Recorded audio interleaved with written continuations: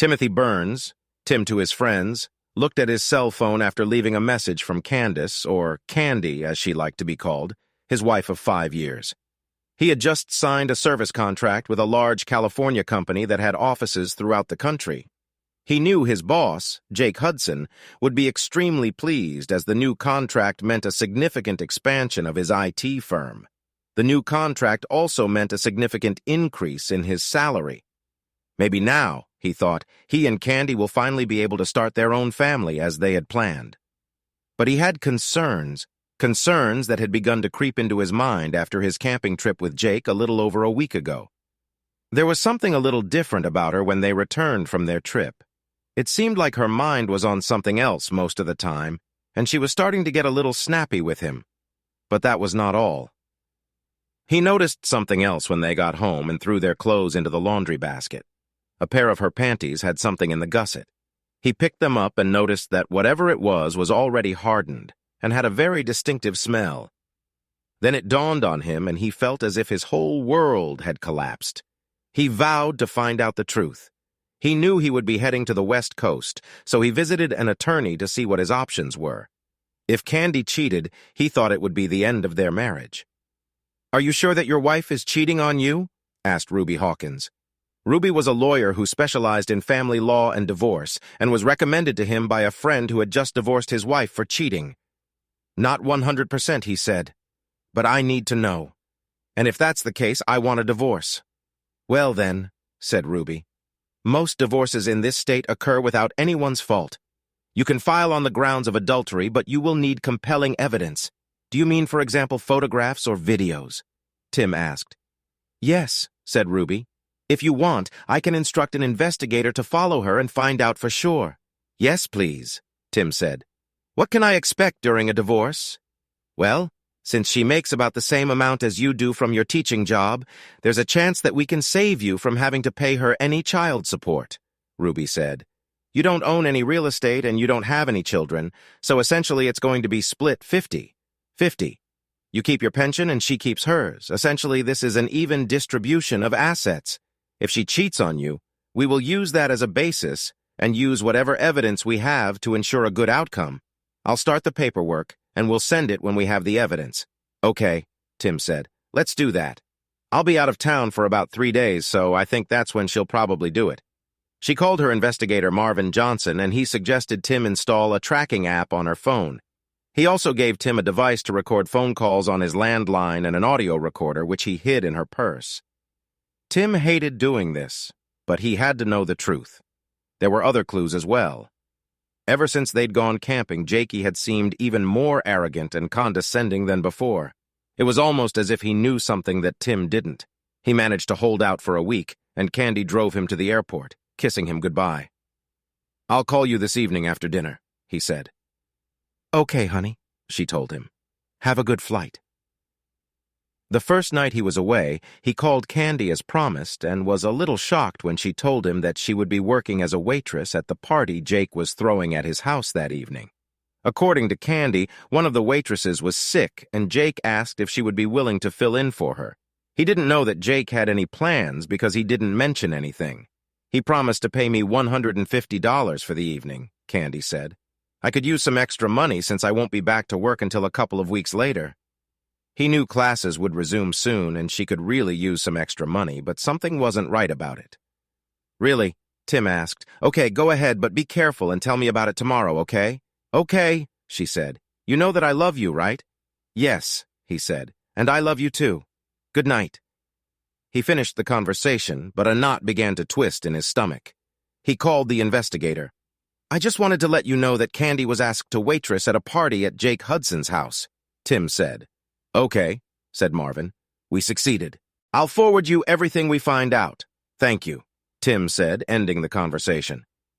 The next day he called Candy on her cell phone but received no answer. He also called his home phone but only got an answering machine. Of course, she didn't spend the night with Jake, he thought to himself. However, his hopes were dashed when he received an email from Marvin that same day. Candy spent the night at Hudson's house and she is still there. The email said, and she was very busy the night before. "I've attached a couple of photos, but I want to warn you that they are quite graphic. I will give you my full report when you return." Tim opened the attachments and his heart sank. His beloved wife was there with whom he lived for 5 years.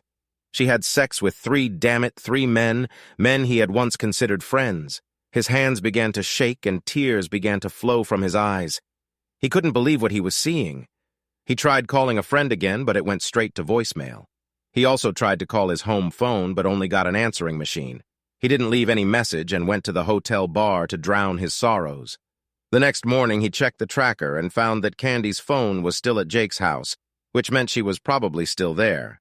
Marvin confirmed this assumption with an email that contained 2 more photographs of his wife. The nature of the photographs was the same as the previous ones, but with 10 men, including Jake, his son Mike, and 5 more employees of Jake's IT company. He had once considered all these people to be reliable colleagues, but that was no longer the case. He didn't recognize the other 3 and assumed they were Mike's friends. He completed his business with the California client and, contract in hand, checked out of the hotel and caught an early flight home. He caught a taxi at the airport and noticed that Candy's car was missing when he arrived home. Checking the tracker, he saw that her phone was still in Jake's house. He went inside, changed his clothes, and called Ruby's office. He was surprised when her receptionist said that she was free and could see him in the afternoon. He called Candy on her cell phone and was surprised when she answered. She seemed out of breath when she answered. "Hello?" she asked. "Hi, it's me, Tim," he said. "Where are you?" "I'm home. Just finishing up a few things before class starts," she said. He was shocked that she had lied to him so blatantly. "I see," he said. "Well, I'm done here in California and I'm heading home." "Oh, okay," she said. "I missed you so much. Call me when you land and I'll pick you up at the airport." "No, don't worry," he said. "I'll take a taxi. Bye." He ended the conversation and wondered if she noticed that he didn't tell her that he loved her or that they would see each other later. Shaking his head, he left the house and went to visit Ruby. Candy looked at the phone after Tim ended the call. He always ended his calls by saying he loved her, but this time he didn't. In fact, she noticed that his voice didn't sound friendly at all. She fully intended to return home after that first night, but lying naked between Jake and his son felt so good that she just couldn't leave. After all, she owed it to herself, she thought. This will all end when classes start again, she thought, and Tim would never know. So she spent the next day and the next night with Jake and his son Mike. That second day, Jake went to work for a couple of hours, but Mike kept her busy and even made arrangements with several of his friends. When Jake returned home, she was having sex with Mike on Jake's bed. When they finished, Jake sat up and looked at her. "So maybe I should send your husband somewhere more often," he said with a sly smile. "You know that my classes are resuming soon?" she said. "So I won't be available for a week. I wouldn't dare do anything like that while he's still at home." "Why not?" Jake asked. "Maybe for a change. He would enjoy seeing how real men treat you." Jake and Mike both laughed at this. "Well, I have to admit I had a great time," she said. "But I still love Tim, and I don't want to hurt him." "Well, maybe I can see to it that he gets sent away for the weekend," Jake said. "That way you can come and play with us in the house." "Sounds funny," she said. "But at some point he will find out anyway. Tim is not a fool." "You know, don't worry," Jake said, picking up his video camera. "I'll take care of Timmy boy. There is only one thing." "What is this?" she asked. "I don't want you to have sex with him anymore," Jake said. "Now you belong to us. Understood?" "But how will I do this?" she asked. "You'll think of something," Jake said. "Come up with some excuse. You know, like I have a headache or something like that." "Okay, I'll try," she said. Later that day, several of Mike's friends came over and had the opportunity to try Candy's products. Jake invited a few single guys from the group. She was now officially a party slut and enjoying it. Tim was simply shocked when he saw all the evidence Marvin had collected. In addition to the photographs, he had 2 DVDs of videos of his wife performing a variety of roles with several men. Things she would never do for him. His love for her faded after he witnessed her debauchery. Ruby consoled him as best she could, but it was a lost cause. How could she just like that 5 years later turn into such a traitor, he wondered. And what did I do to deserve this? What about Jake? He considered this man, somewhat older than himself, a friend. Now he knew better. "I'll go ahead and file for divorce, citing adultery," Ruby said. If you want, I can also file a lawsuit for alienation of affection against Jake and the men you work with. These types of lawsuits don't usually go very far, but I think we can get a good settlement. Do what you have to do, Tim said. Just don't do anything stupid, Ruby said. I don't want to post bail for you from jail. Tim shook his head. Don't worry, he said. I won't. When can you prepare the documents? I can have everything ready to ship in just a couple of days, she said. In the meantime, try to behave normally around your wife. I'm not that good an actor, Tim told her, and I will never touch her again. God only knows what she got from all these men. Tell her you're not feeling well, Ruby suggested. This should buy you some time. Tim nodded his head. Yes, okay, he said before leaving. As he sat in his car, he suddenly realized something else. There was no way he could work for Jake again, and he would never be able to bear the presence of men nearby who would cuckold him. He took out his phone and scrolled through his contacts until he found the number he wanted. He dialed the number and hoped for the best. Carlson said the man on the other end of the line when he answered. John, this is Tim Burns, Tim said. Tim, how are you, old friend? Asked John. It could have been better. Tim said, listen, is this vacancy at Empire still open? John Carlson, CEO of Empire, had been trying to get Tim on board for some time, but Tim felt he needed to stay with Jake out of loyalty. However, now there is no trace of this devotion left. Of course it is, said John. Have you finally decided to join a reputable company? Yeah, something like that, Tim said. Some things caught my attention and I found that I could no longer work there. I'm sorry to hear that, John said. Is there anything I can do? Just give me a job, Tim said. I promise I will work just as hard for you as I do for Jake. Of course, said John. Can you start on Monday? Absolutely true, Tim said. Okay, John said. Look, why don't you and your pretty wife come over tonight and try Rose's famous lasagna? We can catch up and I can discuss the compensation package with you. I would love to, but unfortunately I can't come with my wife, said Tim. Ask John, what's happened? I really don't want to go into detail over the phone, Tim said. I can go a little deeper into this tonight if you want. Of course, Tim, John said in a worried tone. You know, Rose is a licensed counselor. Maybe she can help you if you want. That actually sounds good, John. I appreciate it, Tim said. Okay, John said. I'll call Rose and let her know. Do you think you can come in at, say, 6:30 p.m.? Of course, said Tim. Today at 6:30. Thanks again, buddy. With pleasure, said John. They ended the conversation and Tim felt as if a huge weight had been lifted off his back. He started the car and headed home. When he got there, he noticed that Candy still hadn't returned from Jake's house. He grabbed his briefcase and went inside. He took a shower, changed clothes, and sat down at the computer where he wrote a letter of resignation. Candy finally arrived around 5 p.m. and noticed her husband sitting at the computer. She went to kiss him, but he turned away and she ended up kissing him on the cheek. Surprised, she looked at him before speaking. Everything is fine, she asked. Not really, he said. I do not feel well. Maybe it's jet lag or something, I don't know. I'll sleep on the futon when I get back tonight. Will you come back? She asked. Where are you going? I'm meeting someone for dinner, he said. Are you dating a woman? She asked with concern in her voice. You mean, am I cheating on you? He asked her. No, I never cheated on you in all the time we were together, and I have no intention of doing it now. Can you say the same? She recoiled in horror. Does he know? She asked herself. No, he would never have been able to find out. Of course I can, she said. Tim wasn't convinced. So how was your trip to California? She asked, trying to change the subject. Successful, he said. How was your little job at Jake's house? Everything went well, she said. Even when it was hard, it was still fun. I bet, he said without any emotion in his voice. He looked at his watch before speaking again. I guess I'll go, he told her before saving his work and turning off the computer. He stood up, walked past her without saying a word, and headed to the master bedroom where he changed into something less casual. When he came out, Candy was sitting on the sofa. How long will you be gone? She asked. I don't know, he said. Do not wait for me. Bye. He grabbed his keys and headed to the door. She couldn't help but notice that he didn't kiss her or tell her he loved her. He always did this when he left the house.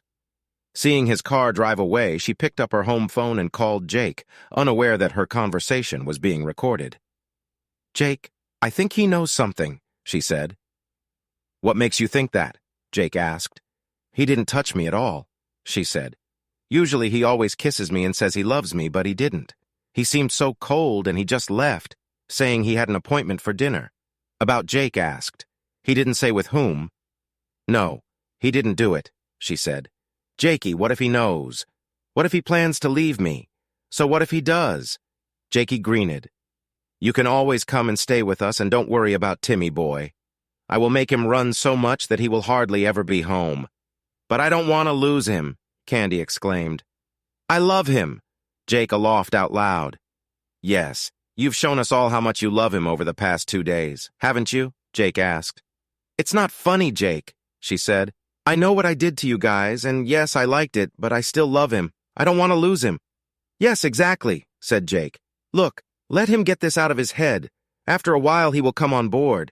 And if he doesn't, well, we can do something about it too. You're not going to hurt him, are you? She asked. Not many words, Jake said. We just have to show him how things will be from now on. And you will help this happen. What? Candy asked in shock. When the time comes, you will help us explain everything to him. Remember who you belong to now. I'm sure you wouldn't want the school board to see the video footage we have of you. You wouldn't dare, Candy said. Oh yeah, but I'd love to, Jake said. I have a video of you on a hike, and a lot of videos of you in very compromising positions. Your ass literally belongs to me, so you need to keep little Timmy in line. Feeling trapped, Candy gave up. Okay, Jake, she said, but don't hurt him. Jake chuckled over the phone. Yes, yes, as you say, he said, ending the conversation. Tim drove up to the large 2-story house where John and Rose Carlson lived. He got out of the car, grabbing a bottle of wine that he had picked up on the way. John opened the door as he rang the bell and graciously accepted the wine. Come in, Tim, he said with a smile, and thanks. This will be put to good use tonight. John led Tim to the dining room where Rose was waiting for him with her lasagna. Tim, please meet my wife Rose, John said. Rose, this is Tim Burns, our new customer service representative. Tim shook Rose's hand while John opened a bottle of wine. Nice to meet you, Tim, Rose said with a smile. I'm glad to meet you too, Mrs. Carlson, Tim said. Please call me Rose, she said. Mrs. Carlson sounds so official. They took their places at the table, and Rose served lasagna on plates while John poured the wine. Tim had never tasted such delicious lasagna and expressed his gratitude. This is the best lasagna I've ever eaten, he said. I'm glad you like it, Rose said. This is one of my signature dishes. So, Tim, I don't want to pry into someone else's business, but I'm curious as to why you decided to break up with Jake so quickly, John said. Something happened. Tim nodded his head before starting. Yeah, something happened, Tim said. Please, Tim, tell us about this, Rose asked. Tim took a moment to collect his thoughts before telling them the story. Damn, John said. It's chilling. I sympathize with you, I really do. Something similar happened to me, but the circumstances were completely different. So, what are you going to do now other than change jobs? I've met with a lawyer and I'm filing for divorce, Tim said. My lawyer says it will be a pretty much even split. What about a consultation? Asked Rose. Did you think about that? This has gone too far, Tim said. I don't know what hit Candy. It's like she just flipped a switch and suddenly became a slut. I never thought she would have the strength to do this. How do you cope with all this? Asked Rose. Not too good, Tim said. My lawyer says that I should try to behave normally around Candy, but it is very difficult for me to do this. Right now, I can't even look at her. Maybe you should see a psychologist, she said. I can do it, Tim said. Trust me, Rose is the best in the business, John said. I think she can help you get through this if you want. In addition, this is included in your social package. That's definitely a plus, Tim said, laughing. I'm serious, John said. Rose was a godsend when I needed her. I know she can help you too. He turned to Rose. What do you think? Can you fit it into your schedule? Of course, she said. I think an hour a week should do the trick. What do you say about this, Tim? Tim thought about this proposal before answering. Okay, I'll do it, he said. John smiled and patted Tim on the shoulder. A good man, he said. I will make sure that you have the time necessary for consultation. Deal with Rose and let me know what you come up with. I'll do that, thanks, Tim said. Now, if you don't mind, honey, Tim and I will retire to my office to discuss his new job, John said. I don't mind at all, she said with a smile. "And I'm looking forward to working with you to Tim." "Thank you," Tim said, standing next to John. They retired to John's home office where he poured them each a glass of brandy. They spent the next 2 hours discussing his new job. By the time they finished, Tim felt like he was taking control of his life again. Tim shook John's hand and headed back home. It was around 10 p.m. when Tim arrived at his house. He looked around and saw that the lights were still on in his house. He hoped Candy was there alone. He got out of the car, walked into his house, and saw Candy sitting on the sofa.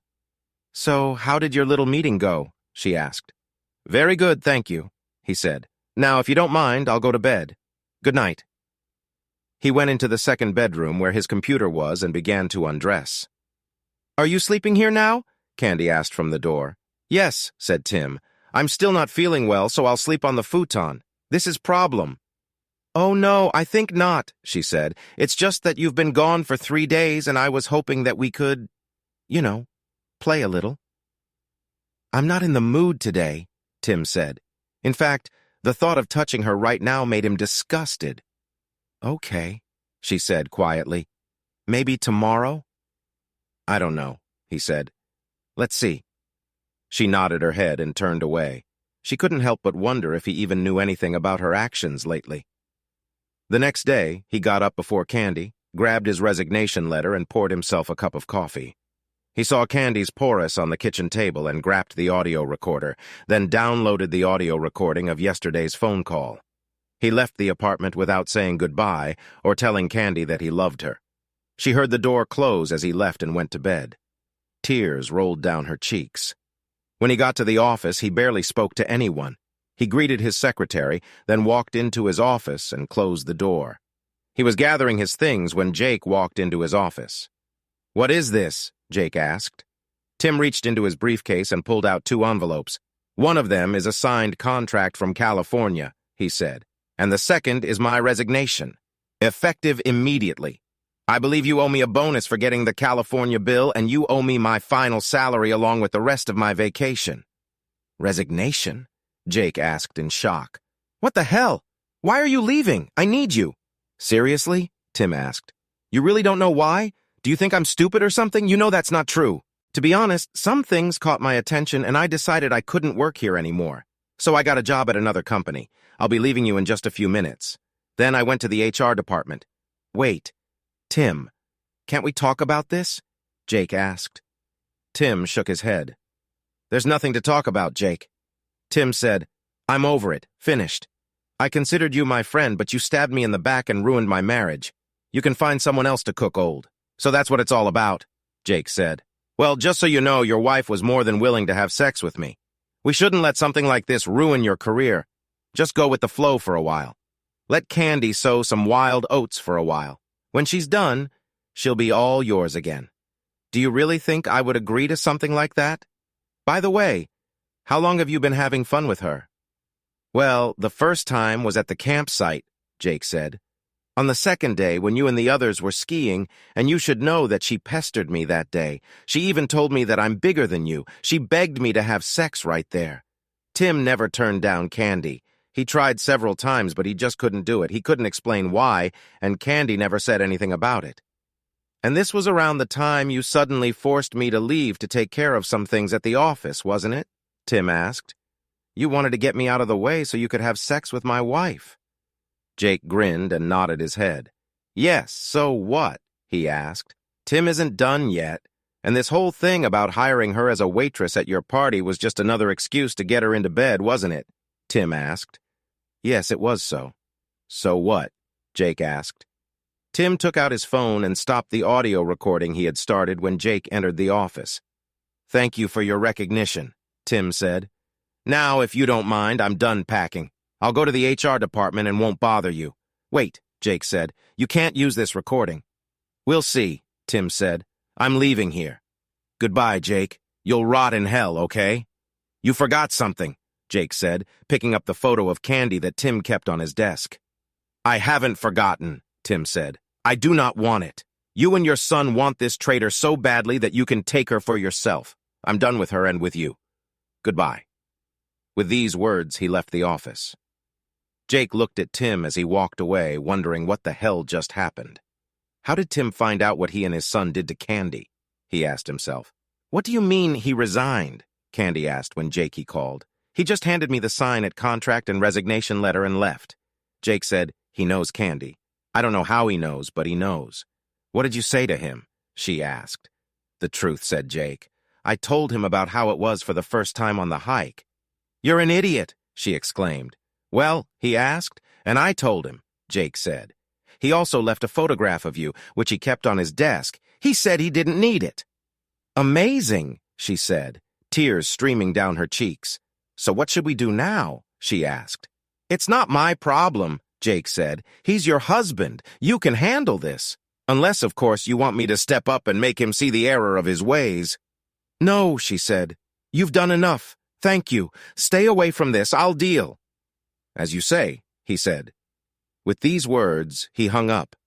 Candy looked at her phone with tears streaming down her face. She didn't want a divorce, but she knew Tim wouldn't tolerate her cheating. She decided that she would do everything in her power to keep him. She sat on the sofa, holding her head in her hands, and sobbed over what she had done. A few minutes later, Tim pulled into the driveway. He saw Candy's car and looked around to see if Jake's car was anywhere nearby. Without noticing this, he grabbed his box and briefcase and went inside. He saw Candy on the couch and, without saying anything, went into his office. He closed and locked the door, then checked for voice recordings. He found the recording and listened to the conversation between Candy and Jake. He forwarded it to his lawyer and then quickly called her. Hi, Tim, she said. I just received your last email. Now I am preparing your documents. Okay, Tim said. When can they be submitted? If you want, I can pull some strings and my bailiff will deliver them later this afternoon, she said. Will this suit you? So it will be. Thank you, he said. After hanging up, he walked over to his gun safe, opened it, and pulled out his old .45 caliber semi-automatic pistol. He had no plans to use it, but he didn't want any problems with Jake or Candy. He walked into the kitchen, put his briefcase on the table, and looked at Candy. We need to talk, he said, placing the gun on the table so that he could quickly reach it if necessary. Is this really necessary? She asked, pointing to the gun. I hope not, he said. I just want to make sure in case your lover decides to break in here. My lover, she asked. Don't play coy. He said, I'm not in the mood for your games. Now sit down. We need to discuss something. She sat down scared, not knowing what her husband was going to do. First things first, Tim said. Later today, someone will come by and give you the papers. Candy recoiled in shock. Divorce, she asked.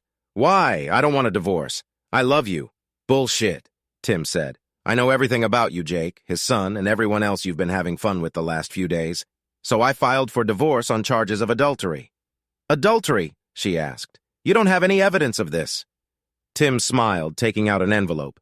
He posted several time-stamped photos, all of which clearly showed her having sex with multiple men, including Jake. I also have video and audio, Tim said.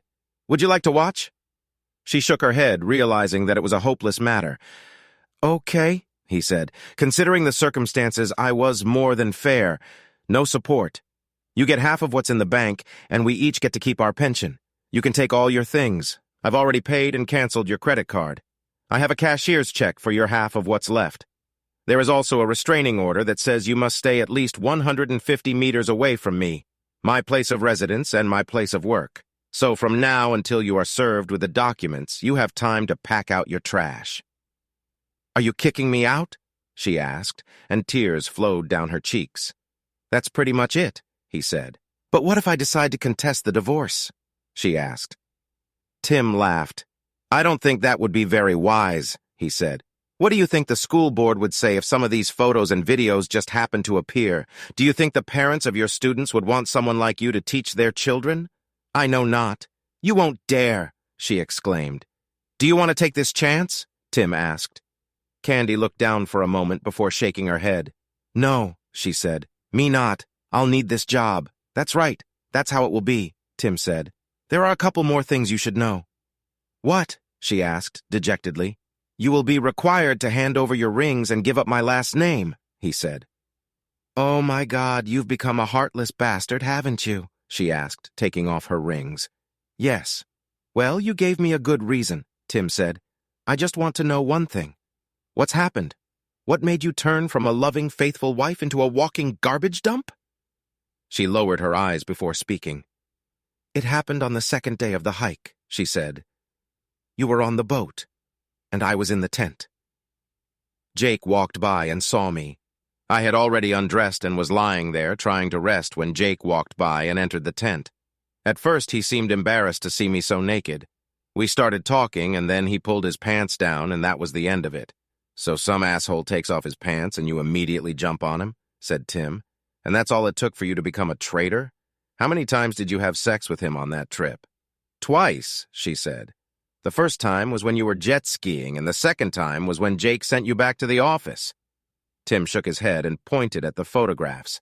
I see that none of your lovers used any protection. He said, weren't you worried about getting pregnant or getting something from one of them? I'm still taking the pills, she said. That doesn't mean you can't get pregnant, Tim said. And you can still get sick. Is this what you planned?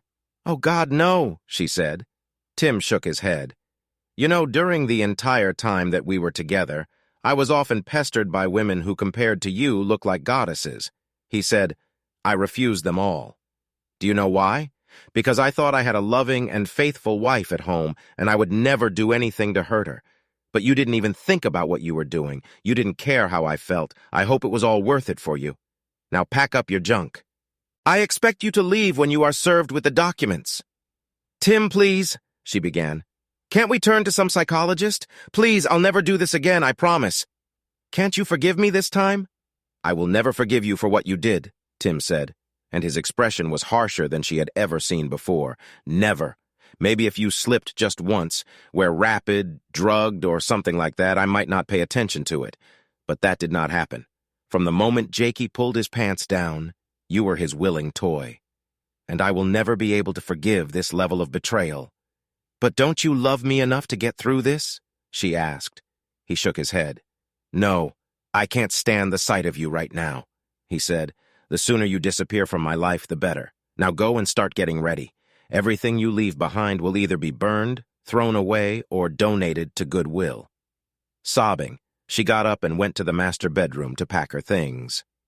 Tim watched as Candy pulled out one full garbage bag after another. She stopped and looked at him. Can you at least help me carry this to the car? She asked. No, said Tim. It's your trash. You deal with it. And remember, everything you leave behind will either be burned or thrown away. This includes photographs and your wedding dress. Would you burn my wedding dress? She asked. My parents paid thousands for this dress. Well, then you better take it if you don't want it to burn, Tim said. Sobbing, she carried the bag to her car and returned for another. Damn it, Tim asked himself. How much junk does she have? A couple of hours later, she sat down on a bale, exhausted.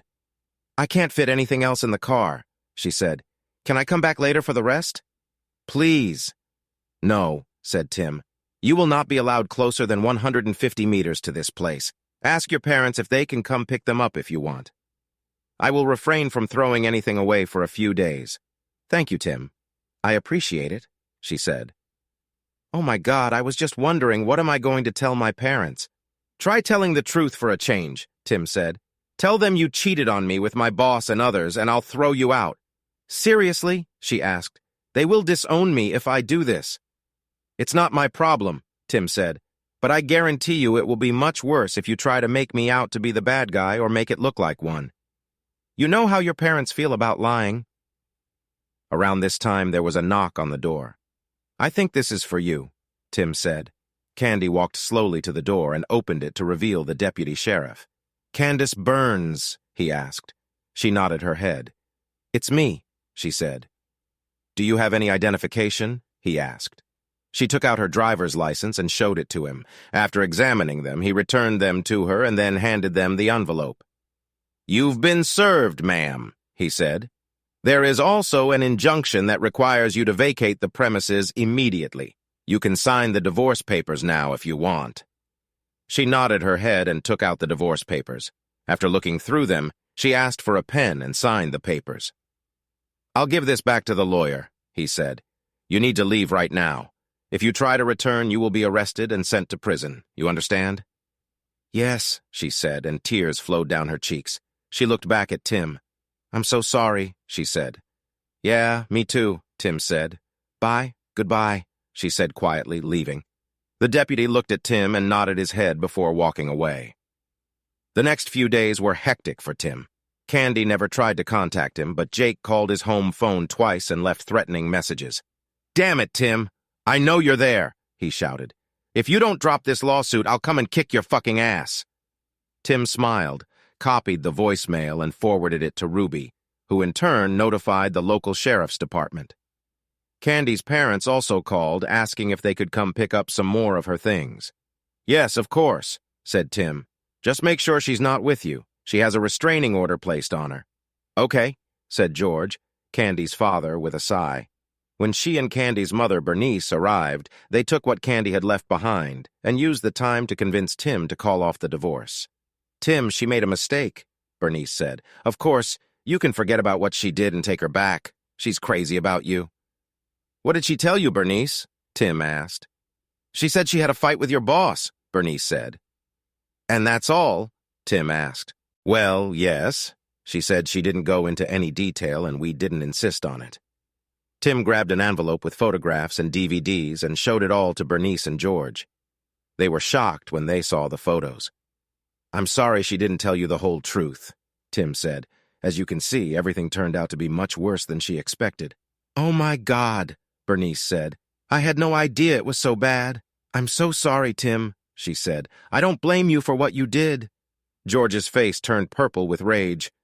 "I will have a long conversation with our stupid daughter," he said. "Have you done anything else with these photographs?" he asked. Tim shook his head. "Not yet, but I warned her not to resist the divorce," he said.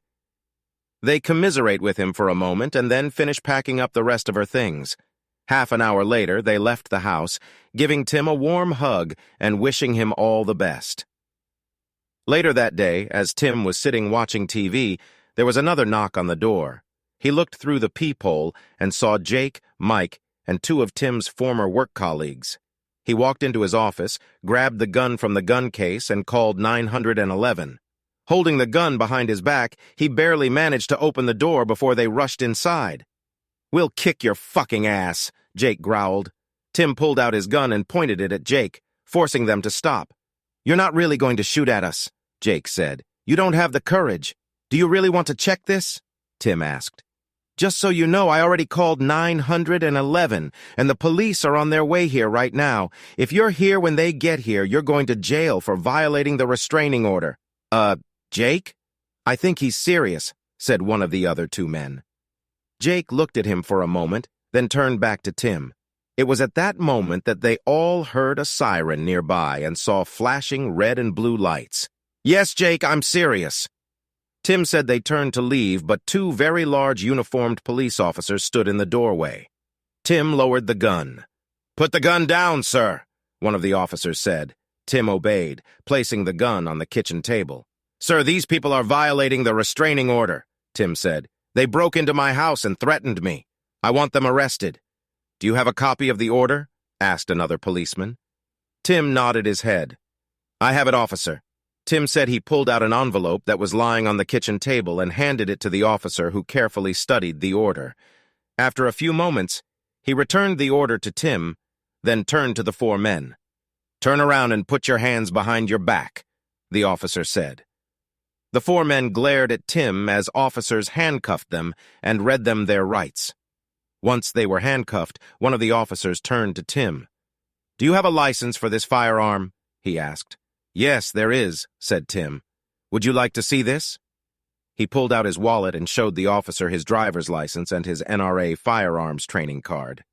The officer nodded his head after studying the cards. "Okay," he said. "Be careful with this thing. Do you hear me?" "I hear you, officer," Tim said. "Thank you." The next 3 months passed in a blur for Tim. He enjoyed working at Empire much more than he ever did working for Jake. Weekly counseling with Rose also helped him deal with trust and anger issues. At the same time, he joined a gym and worked out 3 days a week. He also began taking martial arts classes, more for mental discipline than anything else. On top of that, he took a course of diet and exercise that Rose recommended to him. The divorce went through the system with ease, especially since Candy didn't contest it. However, alienation of affection lawsuits were somewhat different. Ruby warned that they might eventually be fired, and 2 of them were fired. However, the case against Jake surprised both Tim and Ruby. After hearing testimony, reviewing the evidence presented by Ruby and Jake's financial statements, the judge ruled in Tim's favor and ordered Jake to pay $1 million in damages. At the end of the trial, he didn't have kind words for Jake. "Mr. Hudson, your conduct in this matter is beyond praise." The judge said, "You not only took advantage of a man who considered you a friend, you abused your position as his employer to deliberately destroy his marriage and family. I also noticed that you have repeatedly violated the restraining order against you. I therefore find in favor of the plaintiff and order you to pay compensation in the amount of $1 million. "Your Honor, this is highly illegal," Jake's lawyer said, standing up.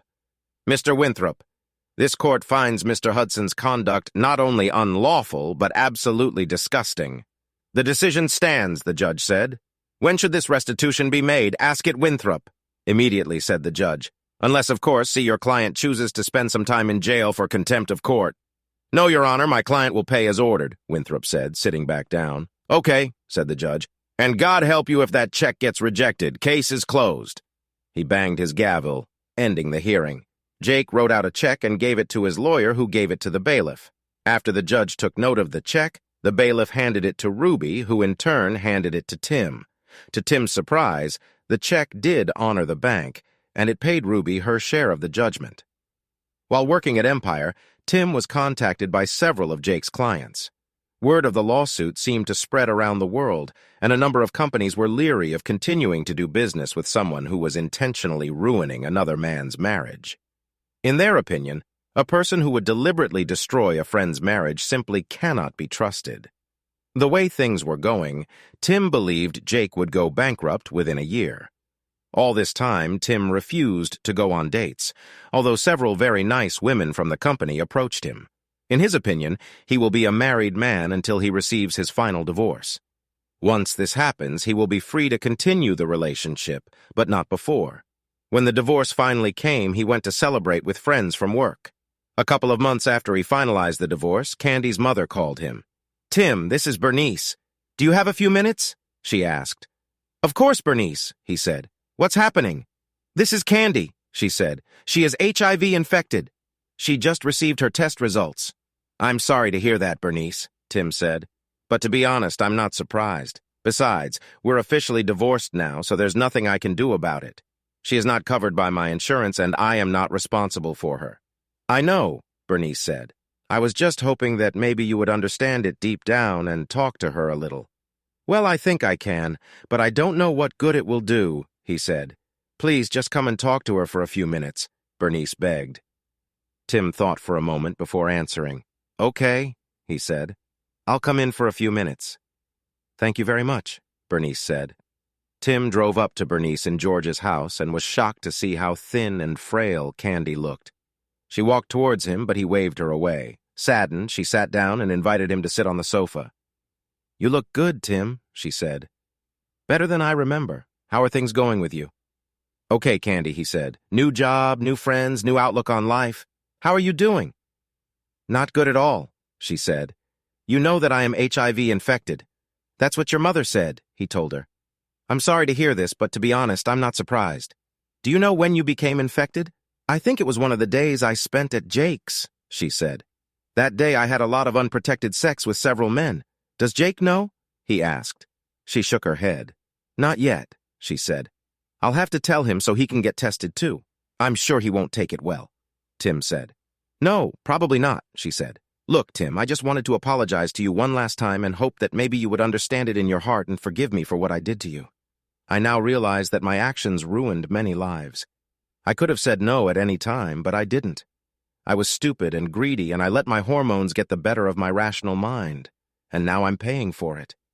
I had the best husband and lover a girl could ask for, and I gave it all up for something new a few days ago. I know you hate me, and you have every right to, but I don't want to go to my grave without your forgiveness." Tim considered her words carefully. It was the first time he could remember that she actually took responsibility for what she did, and the first time she acknowledged what her actions had caused to others. Of course, he could continue to hate her, but he remembered his sessions with Rouse holding a grudge against Candy won't help him move on. He nodded his head. "Okay, Candy," he said. "I forgive you." She cried, sitting in a chair. He thought about pulling her into his arms and started to stand up, but she waved him off. "Thank you so much, Tim," she said through tears. "This means more to me than you know. Listen, I want you to find a woman you can love and trust, marry her and have children. I'm over it. I'm done. But you have your whole life ahead of you, and you deserve to be happy." "Thank you," he said. "I'll do so. And if you ever want to just talk, let me know, okay?" She nodded her head, wiping tears from her eyes. "I will do so, Tim," she said. "Thank you for coming and talking to me. I've missed you so much these past few months. I miss the woman I married," Tim said calmly. "By the way, how are things with Jake and Mike?" She shook her head. "It's not good," she said. "Lately he has become very cruel. He didn't take losing to you in court very well. You probably know that his business has suffered a lot lately." "I noticed," Tim said. "Did he hurt you physically?" "Not yet, but he's very harsh," she said. "Do you want me to be with you when you tell him about your diagnosis?" Tim asked. "No, but thanks for asking anyway," she said. "This is my responsibility and I have to deal with it. You know, I keep thinking that if I had just told him to leave that first day of camping, we would still be together." "It's quite possible," Tim said. "But I have a feeling that at some point it would have happened anyway. He's been hunting you for quite some time." "I think you're right," she said. "Look, I'm really tired and I need to rest before I come back. Thanks for coming. This means more to me than you know." "You're welcome, Candy," he said. "And remember, call me if you just want to talk." "Fine." She nodded her head weakly. "I will do so," she said. "Goodbye, Tim," she added. "Think about me from time to time." "Fine." He sensed a certain finality in her last statement and wondered if she intended to commit suicide. "I will do so," he said. "Just don't do anything stupid, okay?" She smiled. "I won't," she said. He stood up and headed towards the door. Bernice approached him before he left. "Thank you, Tim," she said, hugging him. "It means more to her than you think. And for me, too, you're welcome, Bernice," he said. "Keep an eye on her, okay?" "I will do so," she said. A couple of weeks later, Tim was sitting on his couch eating dinner and watching the evening news when he heard a report that caught his attention. The bodies of a local businessman, his son, and a woman believed to be the man's mistress were found earlier today in what police believe was a double murder-suicide. The presenter said, Jacob Hudson, president and founder of Hudson Consulting, along with his son and a woman who has not yet been identified, were found dead. All three were victims of gunshot wounds, authorities said. Police are investigating the incident, and more details will be provided as they are released. After recovering from his initial shock, Tim called Bernice. She was sobbing when she answered the phone. "Bernice, what's going on?" he asked. "We just got word that Candy is dead," she said. "Looks like that bastard Jake shot her, then his own son and himself." "Oh my God," Tim said. "I saw the news report and hoped it wasn't her." "I am so sorry." "That's her," Bernice said. "Do the police have any idea why this happened?" Tim asked. "They're not 100% sure," she said, "but I'm pretty sure she told Jake about her HIV and he lost his mind. They are now conducting an autopsy." "I'm really sorry, Bernice," Tim said. "I want you to know that I never wanted this to happen." "I know, Tim," she said. "Candy made her own bed and paid for it. Still, it's hard to lose your only child like that. I'm just glad you were able to make peace with her. I like to think she's in a better place now." "Fine. Let me know if there is anything I can do," he said.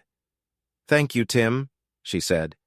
Candy's memorial service was held a couple of weeks later, and Tim took the day off work to be there with her parents. According to the autopsy results, both Jake and Mike, like Candy, were found to be HIV positive. From what police were able to piece together, Candy told Jake about her diagnosis and said they should get tested. When Jake and Mike learned they too had tested positive, Hudson Sr. shot her in the head, then his son, and finally shot himself. Tim spent several days mourning Candy's death, remembering the good years they had spent together. Then one day, out of the blue, he received a visit from Cynthia Stone, another representative who worked on his team. "Hello, cowboy," she said. "Would you like to join us for happy hour tonight? You look like you could use some company." Tim thought about it for just a moment. He almost refused her, but then changed his mind. "What the hell?" he said. "I could use some good company right now. Of course, I'll join you." "Well, then come to Hitchhikers after work, okay?" she asked, smiling. "I'll be there," he said. "Thanks for the invitation." So the cycle of life continues, he thought when she left. Subscribe to our channel so that your second chaff doesn't cheat on you, and go ahead and listen to the next story, because this story is nothing compared to the next one.